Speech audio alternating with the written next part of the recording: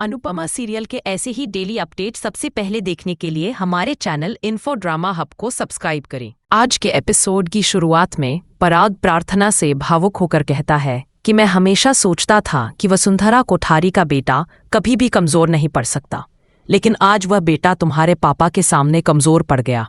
वह हार गया और तुम्हारा प्यार जीत गया। जिस पर प्रार्थना भावुक होकर अपने पिता को धन्यवाद देती है और कहती है कि आप सोच भी नहीं सकते कि आपने मुझे आज कितनी बड़ी खुशी दी है। पराग सबके सामने कहता है कि मैं बेटी का बाप हूं और यह पूरी शादी की जिम्मेदारी मेरी थी, लेकिन आपने सबने मिलकर उसे निभाया और मेरे हर फर्ज को पूरा किया।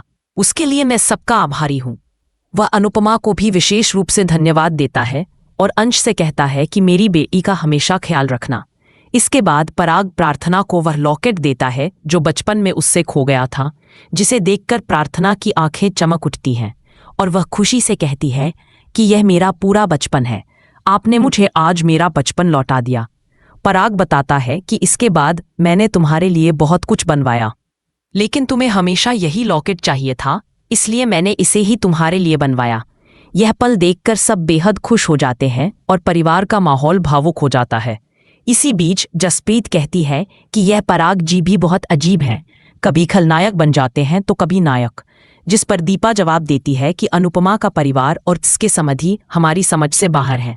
भारती भी हंसते हुए कहती है कि हम भी कुछ कम नहीं हैं। जसप्रीत और सरिता अगर किसी से पहली बार मिलेंगी तो सामने वाले को समझ ही नहीं आएगा कि यह प्यार से बोल रही हैं या झगड़ रही हैं। माहौल हल्का करने के बाद पराग अनुपमा से सीधे दिल की बात कहता है कि मैं हमेशा आपके घर घमंड लेकर आया हूं, लेकिन आज मैं यहाँ जज्बात लेकर आया हूं। आज तक एक रईस व्यापारी यहाँ आता था, लेकिन आज पहली बार एक पिता आया है। वह आगे कहता है कि हमारी नाराजगी शायद हमेशा रहेगी, लेकिन कोई भी शिकायत या गिला बेटी से बड़ा नहीं हो सकता। पराग दुखी होकर मानता है कि मुझे सबसे बड़ी शिकायत खुद से है कि मैंने अपनी बेटी के लिए गलत जीवन साथी चुना। जिस पर अनुपमा उसे दिलासा देती है कि यह भाग्य की गलती है, क्योंकि कोई भी माँ बाप अपने बच्चों के लिए बुरा नहीं चाहते। लेकिन पराग अपराध बोध में डूबा कहता है कि मैं अपनी बेटी के गलत रिश्ते को अपनी आंखों के सामने होते नहीं देख पाया। यह मेरी ही गलती थी। मैंने परिवार की इज्जत को परिवार से ऊपर रखा और मेरे गुरूर ने मुझे सच स्वीकार नहीं करने दिया। अनुपमा कहती है कि वह गुरूर नहीं बल्कि एक पिता का डर था, जो यह मान ही नहीं पा रहा था कि उसकी बेटी के साथ गलत हो रहा है पर वह तकलीफ सह रही है। पराग अपनी गलतियों को गिनाते हुए कहता है कि मैंने बेटी से उसकी पसंद पूछे बिना शादी कर दी, उसके लिए गलत लड़का चुना। उसकी आंखों का दर्द देखकर भी अनदेखा किया, यहाँ तक कि जब उसने मुझे सच बताया तो मैंने उस पर विश्वास नहीं किया। बाप होकर भी आंखें बंद कर बैठ गया और यह नहीं समझ पाया कि मेरी बिजनेस डील का बोझ मेरी बेटी उठा रही है। वह आगे कहता है कि बाप का असली फर्ज यही होता है कि बेटी की विदाई के बाद भी वह उसके साथ खड़ा रहे। अगर बेटी गलत हो तो उसे समझाए और अगर बेटी के साथ गलत हो रहा हो तो उसे रोके। अनुपमा उसकी बात से सहमत होती है और उसे दिलासा देती है। पराग शाह परिवार को देखकर कहता है कि मेरी बेटी तो बहुत पहले ही मायके से विदा हो गई थी, क्योंकि उसका पिता उसके साथ नहीं था, लेकिन भगवान की कृपा से ये आपके पास आई और आप सबने इसे संभाला, वरना ना जाने क्या हो जाता। वह परिवार का तहे दिल से आभार व्यक्त करता है और अनिल और मीता को प्रार्थना के जन्म का समय याद दिलाता है। जिस पर अनिल मुस्कुराते हुए कहता है कि उस समय हम इतना नाचे थे कि अस्पताल वालों ने हमें बाहर निकाल दिया।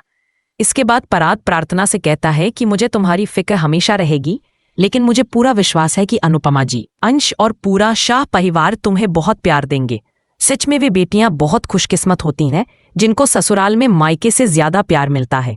यह सुनकर प्रार्थना भावुक हो जाती है और सबकी आंखें नम हो जाती हैं। पराग फिर समझाते हुए कहता है कि ख्याति जी और मोटीबा का गुस्सा शांत होने में अभी समय लगेगा, लेकिन इसका मतलब ये नहीं है कि वह घर तुम्हारा नहीं है। तुम जब चाहो अपने मायके आ सकती हो और अपने दिल की बात बेझिझक कह सकती हो, क्योंकि मायके का दरवाजा बेटी के लिए हमेशा खुला होता है। पराग भावुक होकर प्रार्थना से कहता है कि मैंने आज तक कभी ये नहीं कहा, लेकिन आज कह रहा हूं कि पापा तुम्हारे साथ हैं। यह सुनकर प्रार्थना की आंखों में चमक आ जाती है और बहुत खुश हो जाती है। अनुपमा भावुक होकर कहती है कि ये 4 शब्द सुनने के लिए हर बेटी तरस जाती है। अगर यही शब्द मायके वाले विदाई के समय लड़की से कह दे तो बहुत कुछ बदल सकता है। शादी के बाद बेटियां बहुत कुछ सहती हैं। कई बार वह घरेलू हिंसा और अत्याचार झेलती हैं, लेकिन चाहकर भी मायके वालों को नहीं बताती क्योंकि उनमें यह कहने की हिम्मत नहीं होती। अनुपमा कहती है कि यह समस्या कम पढ़े लिखे या गरीब घरों तक सीमित नहीं है, बल्कि आजकल बड़े घरानों में भी ऐसा होता है। करोड़पति और अमीर लोग भी प्रथा के नाम पर दहेज मांगते हैं और बहुओं पर दबाव डालते हैं। ऐसे में पापा तुम्हारे साथ है जैसे शब्द हर पिता को अपनी बेटी से कहना चाहिए, क्योंकि यही शब्द बेटी को सबसे बड़ा सहारा दे सकते हैं। अनुपमा की बात सुनकर सभी भावुक हो जाते हैं। इसी बीच प्रेम भावुक होकर पराग को गले लगा लेता है और कहता है कि मुझे आप पर गर्व है। यह देखकर राही तुरंत उन दोनों की फोटो खींच लेती है। प्रेम और प्रार्थना एक साथ मिलकर कहते हैं कि हमारे पापा दुनिया के सबसे बेस्ट पापा हैं। यह सुनकर पराग का चेहरा खिल उठता है और उसकी आंखों में गर्व और खुशी दोनों झलकते हैं। वह प्रेम और प्रार्थना दोनों को गले लगा लेता है और राही इन पलों को कैद करती रहती है। फिर पराग अनुपमा से कहता है कि मेरी बेटी की विदाई तो हो गई है, अब आप उसका गृह प्रवेश करा सकती हैं। अनुपमा पराग से कहती है कि आप भी अंदर चलिए, लेकिन पराग भावुक होकर मना कर देता है और कहता है कि आप सबके साथ आना ही मेरे लिए काफी है। प्रार्थना भी कहती है कि आपका यहाँ तक आना ही मेरे लिए सबसे बड़ी खुशी है। अंश और प्रार्थना झुककर पराग के पैर छूते हैं और उनका आशीर्वाद लेते हैं। पराग आंखों में आए आंसुओं को छुपाते हुए वहां से निकल जाता है और सब भावुक होकर अंदर चले जाते हैं। लेकिन अनुपमा को पराग की चिंता सताने लगती है। उधर पराग अपनी गाड़ी के पास आता है और फूट फूट कर रोने लगता है।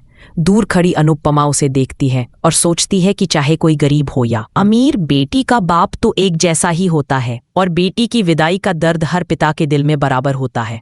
अनुपमा धीरे से उसके पास आती है। पराग उसे देखकर खुद को संभालने की कोशिश करता है, लेकिन अनुपमा उसके पास बैठकर कहती है कि मन हल्का करने का अधिकार सबको है, चाहे वह मर्द ही क्यों ना हो। वह कहती है कि रोने से मन हल्का हो जाता है, इसलिए आप रो लीजिए। यह सुनकर पराग थोड़ा असहज महसूस करता है, लेकिन अनुपमा आगे कहती है कि प्रार्थना मेरी भी बेटी है। यह सुनते ही पराग खुद को रोक नहीं पाता और रो पड़ता है। अनुपमा उसे दिलासा देती है और कहती है कि आप बहुत अच्छे पिता हैं। माता पिता से गलतियां हो जाती हैं, लेकिन वह अपने बच्चों से बेहद प्यार करते हैं। असली बड़प्पन गलती न करने में नहीं, बल्कि गलती मानकर उसे सुधारने में है।